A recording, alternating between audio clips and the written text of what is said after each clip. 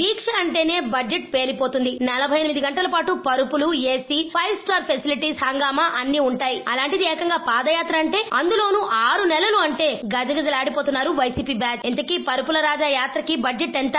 భరించేది ఎవరు? జగన్ అడుగేస్తే మాస్ కాదు, క్యాష్. సొమ్ములు కుమ్మరించాల్సిందే. నోట్ల కట్టల మీద నడిచినట్టే ఉంటుంది వ్యవహారం. మందిని పోగేయడం దగ్గర నుంచి ఆయన ఆలనా పాలనా చూసుకోవడం వరకు అన్నింట్లోనూ అదిరిపోద్ది లెక్క. ఏదైనా తేడా వస్తే బుద్ధి జ్ఞానం లేదా అంటూ దులుపుడు ఆన్ ది స్పాట్ ఉంటుంది. అందుకే చచ్చుకుంటూ పనిచేయాల్సిందే ఎవడైనా. ఇప్పుడు ఏకంగా పాదయాత్ర అంటున్నాడు. పైగా సిట్టింగ్లకి టికెట్లు లేవని తేల్చేశాడు. కొత్తగా ఛాన్స్ ఎవరికో తేల్చుకోండి అన్నట్టు ఫీలర్ వదులుతున్నాడు. అంటే ఎవరు మెప్పిస్తే వాళ్ళకే ఇస్తారన్నమాట. ఇంతకీ బడ్జెట్ ఎంతో తెలుసా? మినిమం 500 కోట్లు. జనాన్ని రోజు పోగేయాలి. ఒకసారి వచ్చిన వాళ్ళు ఇంకొకసారి రాకూడదు. వాళ్ళ కోసం భోజనాలు, జగన్ కోసం ఏర్పాట్లు అన్ని చూసుకోవాలి. అన్నిటికీ మించి మీడియాకి పండగ చేయాలి. కోట్లకి కోట్లు కుమ్మరించి నేషనల్ లెవెల్ కవరేజీకి ప్లాన్. అందుకే పాదయాత్ర తిరిగే రూట్ లో మీరు ఎంత ఇస్తారు అంటూ లోటస్ పాండ్ నుంచి ఫోన్లు వెళతాయట. రేపటి నుంచో ఎల్లుండ నుంచో.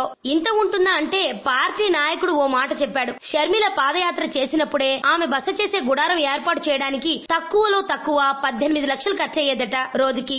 ఒకసారి బస చేసిన చోట మళ్లీ చేయరుగా మరి. అమెరికన్ రాడిసన్ 5 స్టార్ రేంజ్ ఏర్పాట్లు ఆ గుడారంలో ఉండాలట. మరి జగన్ వస్తున్నాడంటే ఆ మాత్రం ఉండదా అంటూ మొత్తుకున్నాడు. పాపం పిడిపడేది వాళ్ళకేగా, నొప్పి అలాగే ఉంటుంది మరి. అంతుచిక్కని రహస్యాలు, మరెన్నో మనకి తెలియని పురాతన కట్టడాలు, వాటి వెనక దాగిన నిజాలు, పూర్వీకుల ఆచారాలు, మరెన్నో మూఢ విశ్వాసాలు, ఇలా కాలగర్భంలో కలిసిపోతున్న రహస్యాల కొరకు సబ్స్క్రైబ్ చేయండి రహస్యవాణి ఛానల్.